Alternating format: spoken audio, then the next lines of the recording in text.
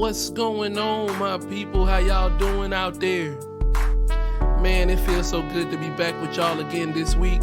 This is TJ with another episode of the Soapbox, and I'm telling y'all, man, I'm feeling really good right now. Everything is rolling. The sun was shining today. This nice 70-degree weather right at the end, the beginning of December. You know, I'm loving it, man. So we ain't gonna waste no more time on this introduction. We're gonna jump on into this episode. So y'all sit back, relax, and enjoy the episode.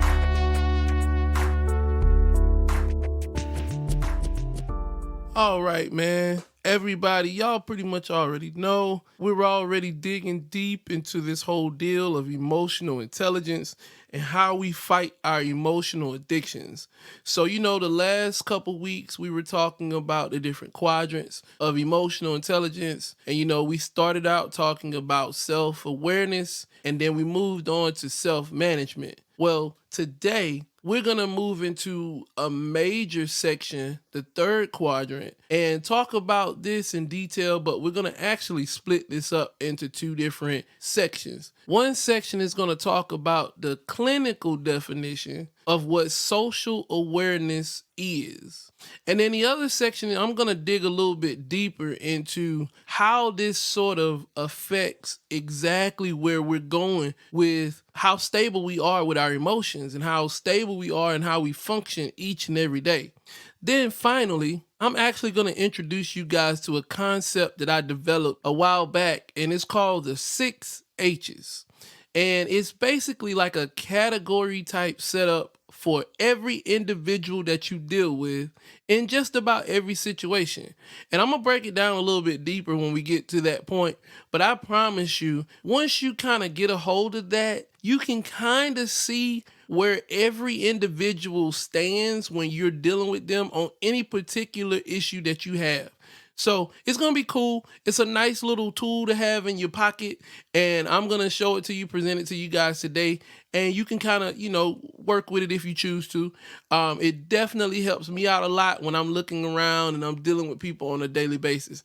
All right, so let's jump into this thing. So we're in the third quadrant, and this is social awareness. Now, the clinical definition of this is our ability to accurately understand the emotions of others and empathize with. One of the largest reasons why you deal with so much stress is people. You live in a world that is not conducive to individual advancement. The world you live in right now is a consumer-based environment that is strictly engulfed in ideas of pushing you to want to be materialized, to want you to mimic others. There's a daily attack on your individuality when it comes to the world itself and life in general. But that entire concept is not realistic when it comes down to your day-to-day operations.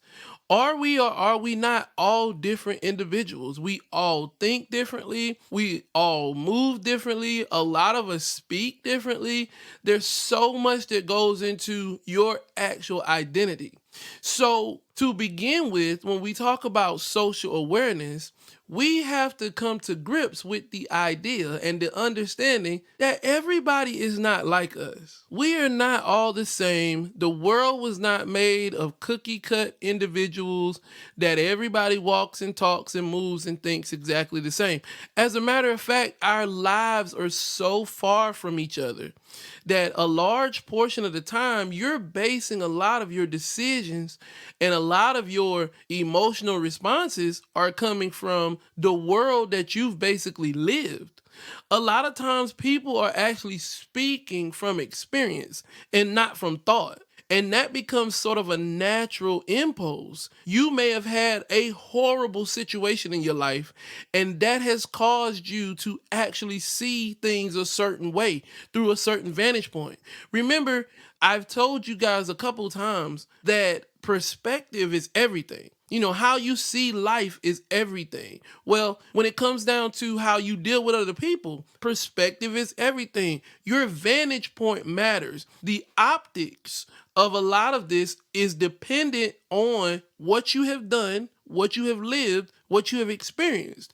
And truth is, most people have experienced different stuff. Now, there may have been situations that we all have shared. Prime example, something very simple is our ability to walk. Every single soul that's walking now has had a chance to learn how to walk. There was a portion in your life where you went through the experience of getting out there on the floor and falling and getting back up and eventually learning how to walk on your own 2 feet. The problem is that none of us went through the exact same process. Even if the process was similar, there were different people involved. There were different moments, different times. There may have been different locations, all kinds of different things that go into that. So it is reasonable to believe that we all had different experiences with that. Now, let's take two different individuals into consideration. Let's say that there was a gentleman who had a mother and a father who had a joyous time teaching him how to walk. They worked with him all the time when he was a baby, and there was never any real complications. It was just smooth sailing. And then let's take another individual who couldn't even figure out how to walk until he was 4, 5, 6 years down the road. His legs had complications, and he only had a single parent that was actually able to dedicate time to helping him. He had to spend time learning and training his body how to move properly because of joint problems or bone problems. So let's fast forward to adulthood with these two individuals. Let's say that the gentleman who had a hard time walking has now learned to appreciate walking because of that experience and does it all the time, everywhere, even places where he probably doesn't have to walk. He decides to. While this other gentleman, on the other hand, who never had that experience, doesn't know what it feels like to be challenged in that area, kind of takes walking for granted. We could run into all kinds of problems between the two of them if they engaged on the subject of walking, simply because they come from two different vantage points. And the truth is, neither one of them is inherently wrong about their stand. It's just that it's different. And that's the problem that we run into so many times. This causes more problems than people actually being wrong. See, most times when a person is actually wrong about something that they're saying, or when a person is actually in error about what they're saying, then 9 times out of 10, there's facts that can be shown to prove that. There are errors in thought that can be shown. But a lot of times, a lot of the stressors that we run into when it comes down to dealing with people come from the fact that we have not learned how to do what the definition of social awareness actually asks us to do, and that's empathize. We have not learned how to take into consideration that we are not the end all be all. We want to feel like we're the only thought that matters.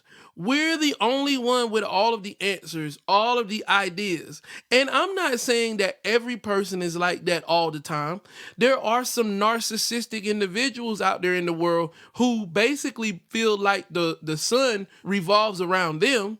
But what I am saying to you is that all of us, to a certain degree, have narcissistic moments, and we get into these modes where we feel like what we're saying is right and what the other person is saying is wrong. What I'm saying to you is that I don't want you to take a position on that subject either way. But what I do want you to understand is that we're different.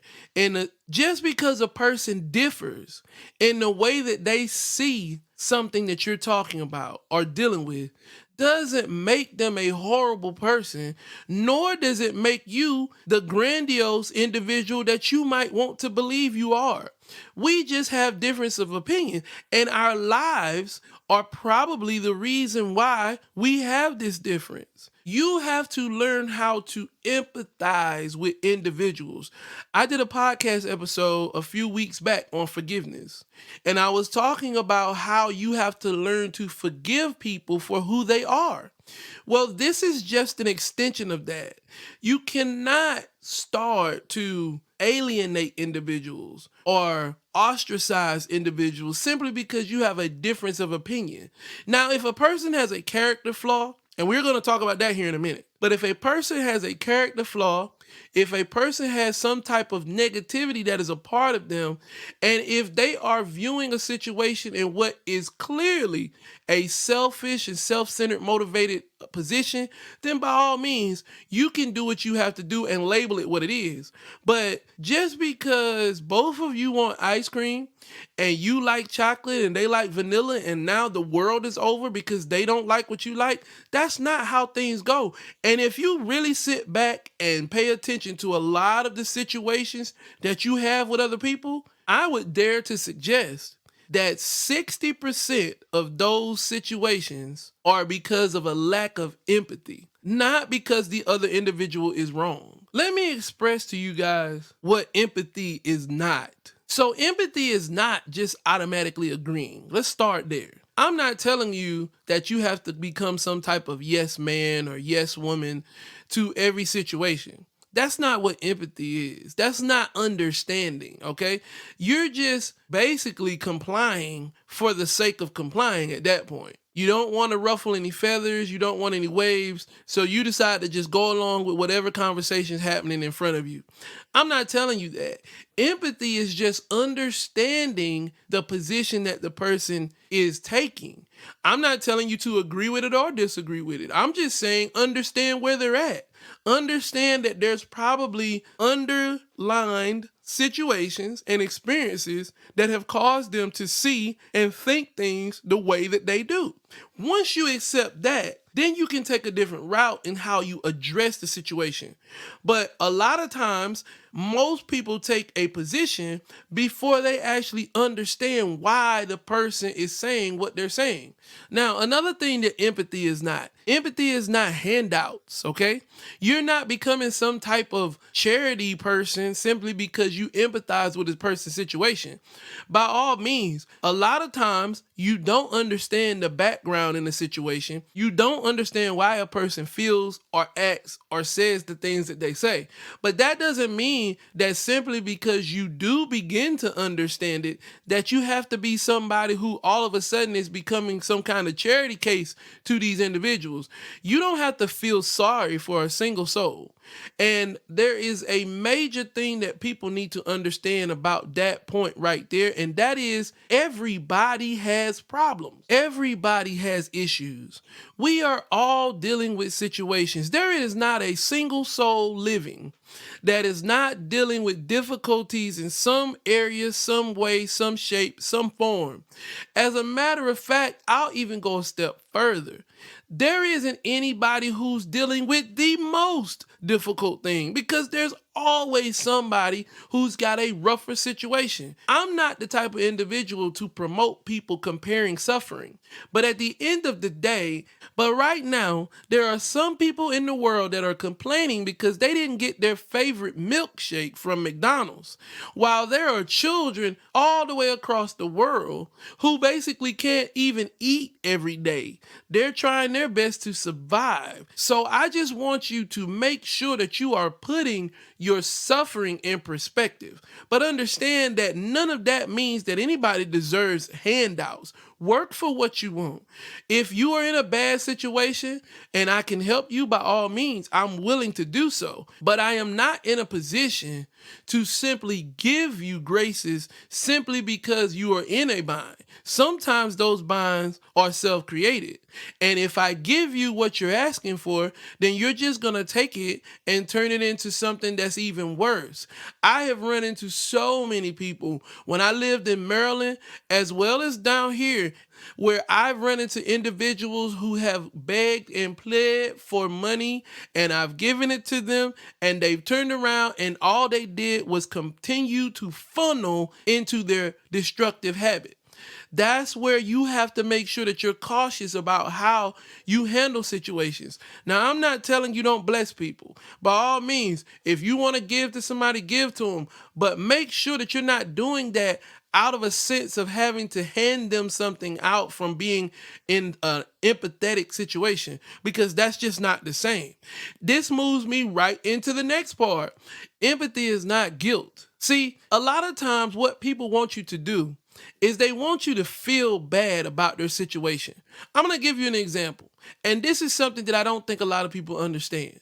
So there's a lot of talk throughout the country about social justice, civil rights. And me being an African American male, I have been involved in these conversations for years. One thing that we have all noticed is we've noticed a lot of sentimental gestures that have been done in different locations by people of other cultures in an attempt to show us that they are in solidarity with us when it comes down to our plight. One of the most audacious ones that I have seen so far is there are images online of people of other races basically dressing themselves up as slaves or putting themselves in chains and doing public demonstrations of how bad they feel about the situations that African Americans have dealt with for years. I think one of the points that many people have tried to prove in that general area is that we don't want you to feel guilty about our situation. We don't want shows of guilt. We want shows of justice. We want demonstrations of equality. We want people to show and demonstrate not that you feel guilty for the things that have happened in the past, because the truth of the matter is you didn't do them. We want you to basically write what's happening now. Now, I'm not trying to turn this into some type of social justice forum. And by all means, I'm not trying to educate anyone listening on the social inequalities of America, because we all know what they are. But what I'm trying to illustrate to you is that sometimes people will try to make you feel guilty because of their feelings, because of their position, because of their emotional strain. I don't tell people stories about my hardships because I want them to feel sorry for me. I tell people stories about my hardships so that they can look at where I came from, so that they can see where I'm at now and understand that that was a climb and that you can do it too. My stories, my past, the things that I've been through, they are there for inspiration. They are not there for some type of claim to charity. And I think that the vast majority of the African American population is in the same position. A large portion of the narrative that is spent about many African American communities is that they simply want handouts. They simply want the world to feel guilty about what happened. And that's truly not the case. What's true is that the African American community just wants equality. They want their chance at equity in a lot of locations, that their justice system is beating them down, that the financial system and economic opportunities are not there. So that is different. And I want you to understand, if you're listening, that that's not something that you approach any situation where empathy is necessary with either. If somebody has a difference of opinion with you, if you guys are looking at things at two totally different areas, try to come to an understanding of equality, not an understanding of guilt. Not trying to push towards a situation where one of you feels so bad that they have to be so indebted to the other individual that it just causes them to have to fall down on their knees and beg for your forgiveness. No, that's not the case. And that is not empathy. But see, a lot of times we can't have empathy with other people because our emotional addictions get in the way. You see, it's so easy for me not to understand what you're talking about when I'm so addicted to just simply getting mad at you because we differ. It's so easy for me not to take constructive criticism from you. Instead, I just ball up into my shell because I feel like every time somebody says anything about me or the stuff that I do, that it's an attack on my world. See, situations like that are you being a victim of your emotional addictions, not trying to empathize with the individual that's talking to you, not trying to understand what it is that they're saying. They have emotions too.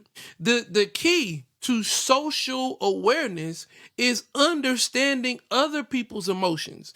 They might be demonstrating something to you that you need to key in on at that particular time. Maybe you said something that they didn't like.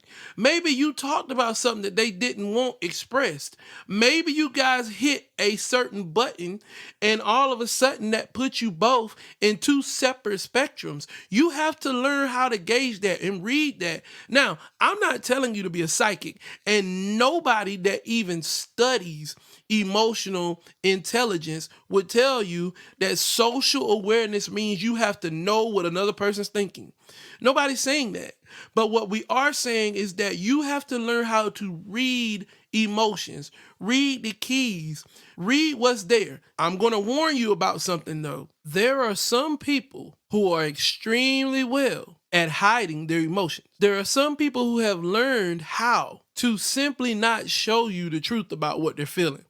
And these individuals are going to be hard to read. It's going to be hard for you to actually get some type of social awareness out of an individual who is purposely trying not to show you exactly how they feel. Now, another problem that you're going to run into too, though, is sometimes these same types of individuals are hiding those feelings for the purpose of holding on to them themselves. A lot of times, people will have situations where they might be upset about something. And what they have done is they have inadvertently redirected the feelings that they had towards you into themselves. This can be such a toxic existence because then all you're doing is, again, finding a new emotional addiction.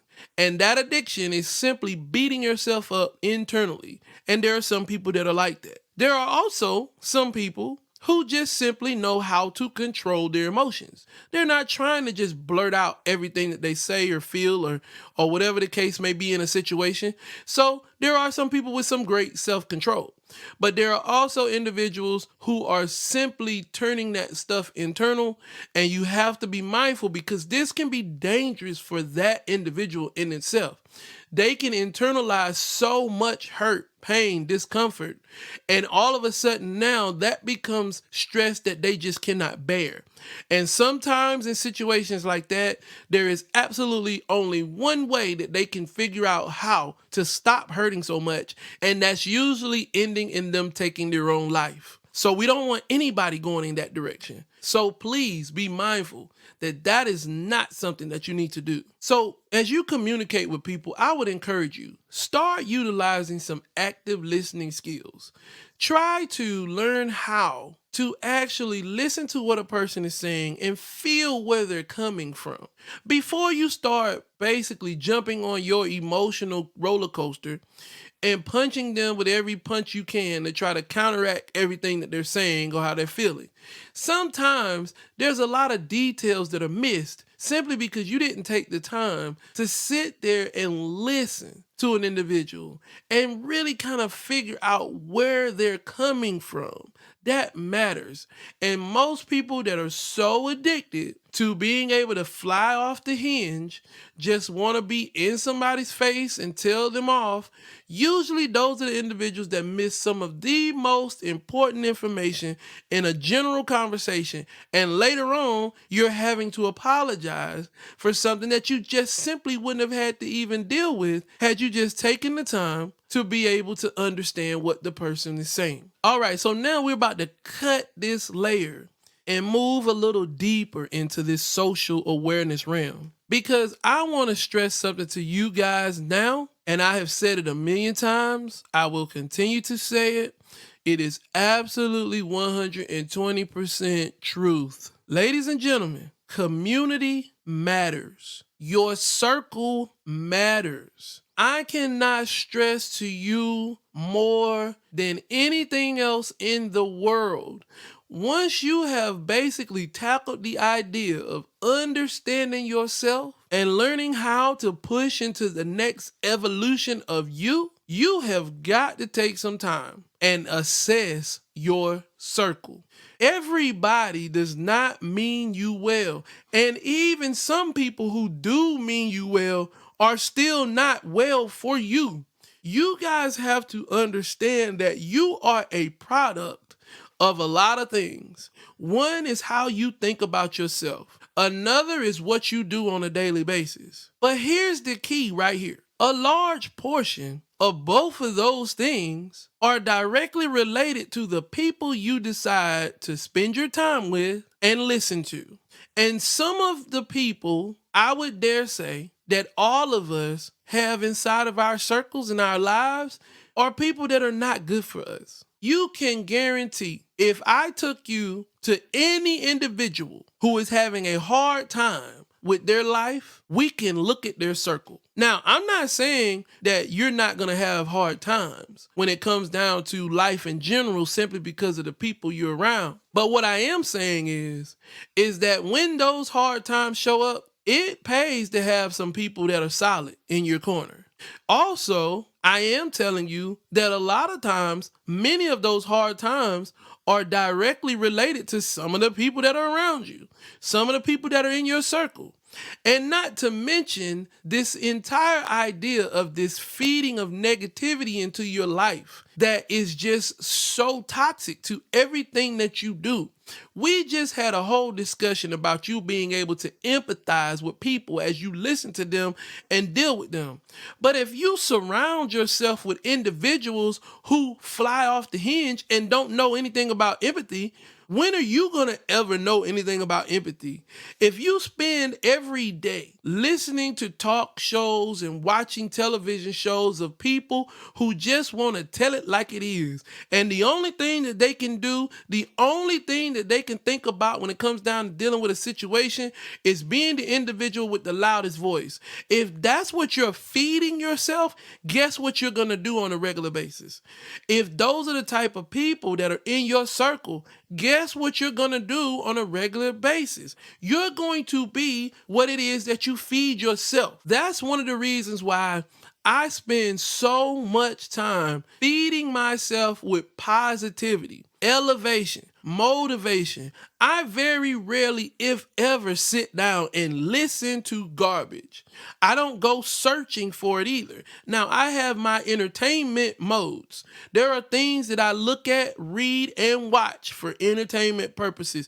But I guarantee you 120% yet again that if you looked at the totality of my day, I promise you more than 60 to 70% of my day is me feeding myself positivity, messages of encouragement, motivation, listening to motivational speakers, looking at YouTube's, TED Talks, educating myself, getting myself to elevate in both thought, mind, the whole 9 yards. That's what I funnel into myself. So with me saying that, I'm also stressing to you that my circle is extremely small because I can't afford to have a bunch of people around me that are negative. I can't afford to have that type of energy feeding into me because I'm trying to do something. I have goals that I'm trying to accomplish, and you do too. So you don't have time for somebody to be with you every day and all they do is complain. All they do is gripe and moan about what they don't have. All they do is talk trash about other individuals. And that is what saturates your day. That is what saturates your phone calls, your text messages, your Facebook conversations. That stuff is so toxic and it doesn't lead to any type of prospering for yourself. Look around you. Think about some of the individuals that engage in this kind of activity. Look at how sour they are. Look at how disappointing their lives are. Even when you have stuff, they could have money, but they're depressed. They could have cars, but they're so caught up in what they don't have that they don't even feel like they've accomplished anything. You can't be one of these people, and you can't continue to saturate yourself with these type of people. Maybe can't is too strong of a word. So I'll put it to you like this. You can't decide to have those types of people around you on a regular basis if you want to become progressive, if you want to grow. If you're content with where you are, if you're content with your situation, then you can pretty much have anybody around you that you want that's got you pretty much where you need to be. You can basically live and engage at any level you choose to if you don't care anything about where you're going. But if that's the case, then stop complaining about it. Stop talking about how you want things to be different. Stop talking about how you wish you had a better life, how you wish you had better income, how you wish you had better friends. Stop talking about all of that. Stop complaining about it if you're not willing to do what it takes to change it. And one of the things that it's going to take to change it is changing the people that you engage with. I was listening to Les Brown this morning, and he was talking about the fact that if you spend time with dummies, eventually you will be one. That is just one of the most truest statements ever made. You cannot lay down with dogs that have fleas and expect not to get them. It just doesn't work. So you've got to make sure that you are cultivating your circle. Let's dig into this emotional addiction again, though, because there's some of y'all that actually have no problem with assessing your social circle. You don't have any issues with the individuals at all. As a matter of fact, you know exactly who they are and how they act, but you don't want them to go anywhere because they continue to feed your emotional addiction.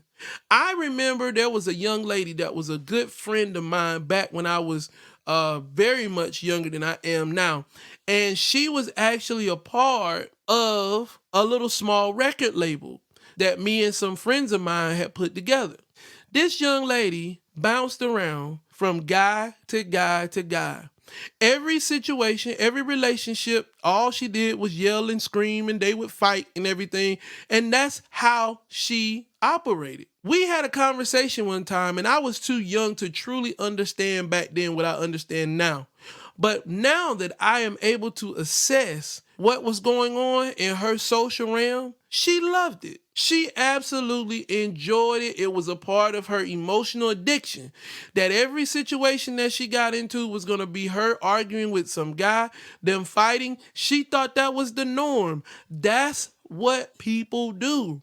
You can mess around and start to develop your circle so that it feeds your addiction. And that's not healthy because you shouldn't be addicted to those negative emotions. So instead of cultivating your circle with people that feed your addictions, not the negative ones especially, start to cultivate your circle with individuals that feed your positive emotions, that build you up, that help support you, not individuals that you're going to have to argue with or deal with their negativities on a regular basis.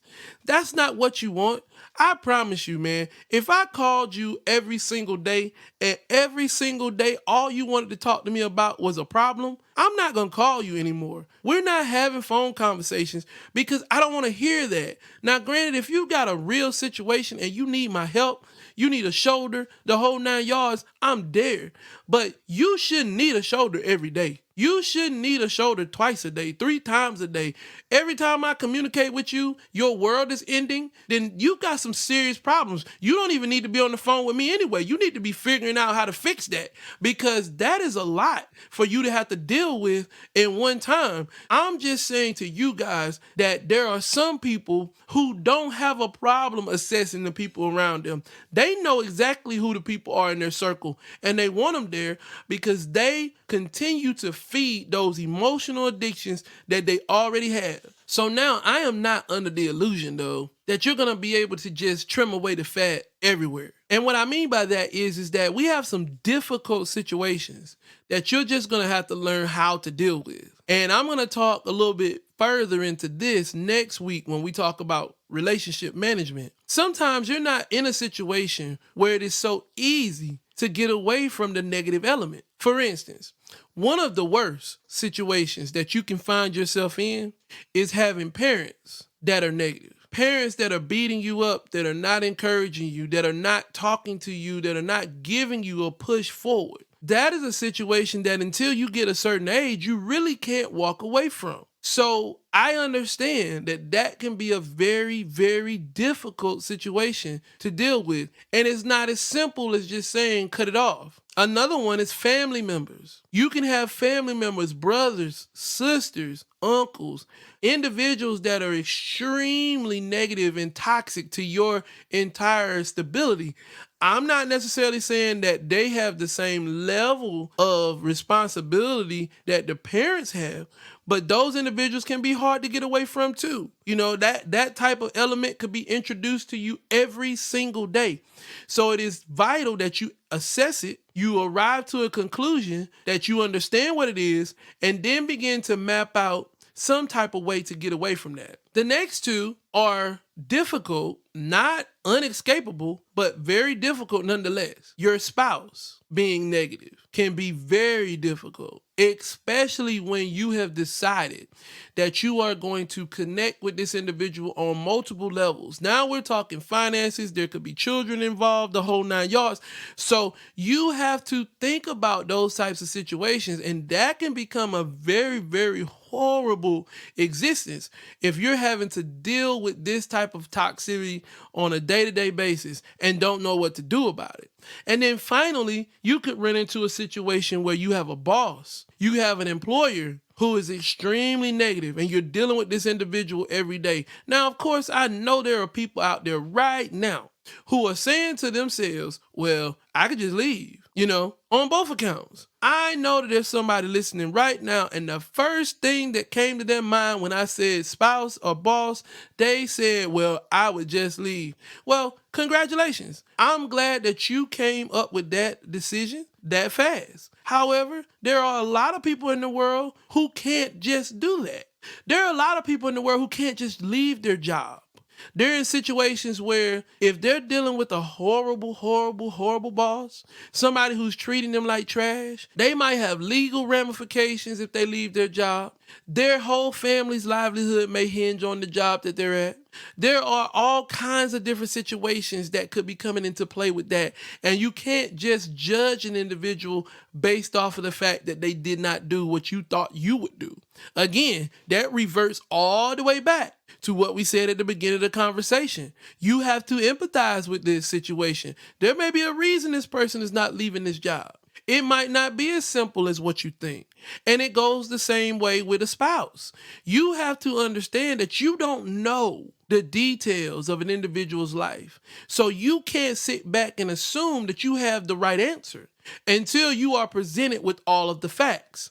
Once you start to take that type of position in situations, I promise you, you'll deal with people a lot better because you won't start to make these preconceived notions of what their life should be like based off of yours. Okay, so now, finally, I'm going to talk to you guys about the 6 H's. Now, this is a concept that I came up with about a year ago, year or two ago, maybe 2 years. And what it is a filter. And what it does is it gives you 6 categories. And each category is an individual. And this can be applied to any situation that you deal with. It doesn't matter if it's a conversation, if it's a project, if it's an individual in a whole. You can really apply the 6 H's to just about anything. And you can find situations where the same person could be an H in one situation, but then a different H in another. You can also find situations where sometimes it's a little bit of a blend. So I want to break them down, and I want you to just kind of see if you can apply these H's to individuals in your lives as I'm describing them. Now, again, like I said, it doesn't necessarily have to be the person in totality. It could also be situations where this person acted like this, or it could actually be somebody who is this type of individual. So it works either way, okay? So now there are 3 different positive H's and there's 3 different negative H's. So I'm going to start with the negative ones first, and then I'm going to end with the positive ones so we can end on a positive note. So the first H in the negative category is what I call haters. You're going to run into haters your whole life. There are individuals right now that are hating you simply because you are you. There are individuals that are going to hate you for everything in the world and don't know a single thing about you. There are decisions that you're going to make and people are going to hate you for those. There are decisions you're not going to make and people are going to hate you for that. There are people that hate me right now because I am making this podcast episode. There are people that are hating you right now for listening to it. There are people right now that are hating themselves because they haven't decided to do something with their lives simply because we're doing doing something with ours, you are going to run into haters everywhere. And this is sort of the surface level of this negative H, because a lot of times your haters graduate to other levels of an H. But normally, these are individuals who just simply do not like you. They don't like what you're doing. And it might not even be you. This could very well be somebody that just doesn't like something that you did. So ultimately, they have, for the moment, become a hater. The second H is a hinderer. Different from a hater, a hinderer is actually willing to do something. See, a lot of times you got haters, but all they're willing to do is talk.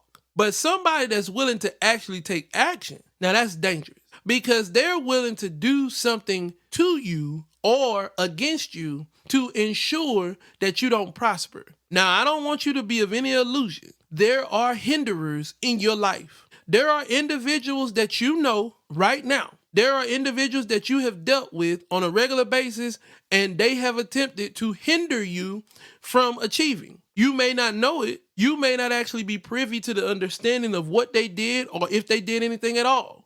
But make no mistake about it, there ain't a single soul that's listening to this podcast.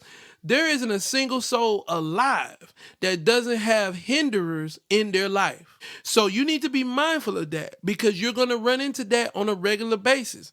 And you may or may not know who they are or what they're doing. But they are there, and they mean you no good whatsoever. Now, the third one is the most dangerous one, and that is the hypocrite. You see, there are people right now in your life that are smiling in your face and mean you no good at all. They will sit down with you. They will laugh with you, joke with you. They will buy you food. They will share with you, break bread, the whole 9 yards. But in the background, they are working against you. This is somebody who's talking out of both sides of their mouths, and they only care about one thing, and that's themselves. They don't want to help you. And again, like I said, this can be in one situation or this can be a total person. But I guarantee you right now that you have hypocrites in your life.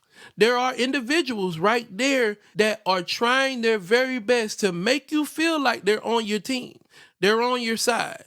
But when you turn your back, they're throwing darts, they're stabbing you with knives, they're doing all kinds of stuff to destroy you. And then when you turn back around, the smile is back.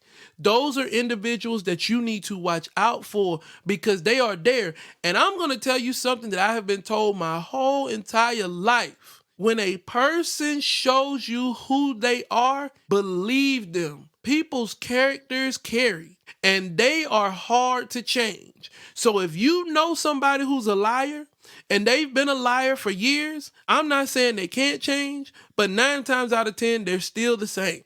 And until they prove to you otherwise, I would suggest that you empathize with their situation, but you draw your distance. Because sometimes people are not doing anything to help you, and all they're doing is working against you. All right, so now let's move to the positive H's, okay? The first positive H is the hoper. Now, there are some people out there who don't really know you. They don't know your story really well. They don't know what all you got going on, but they're actually genuinely hoping that you do okay. They don't want you to fail. They have no vested interest in you doing bad. They actually really do want you to do all right. And I guarantee you that you have people like this in your life. They don't have any real deep ties into whatever it is that you're doing. But the fact that you're doing okay, they really like that. And those are individuals that are good to have in your circle. Individuals that really, no matter what goes on, they genuinely hope that you come out on top. And I know a lot of people like that. I know a lot of people in circles in this area that are like that. So I would imagine that you have those individuals with you, and they are by far a very positive part of your life. Now, the second H is the helper. There are people who won't just hope. There are people who have actually decided to take that second step and get physical with this thing. They like what they hear you saying. They like the idea that you've presented, and they want to be a part of making sure that you achieve that. So they decide to help you out.